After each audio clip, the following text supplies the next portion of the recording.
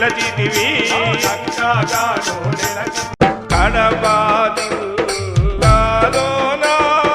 Rayachoti తాలూకలోన Kadapa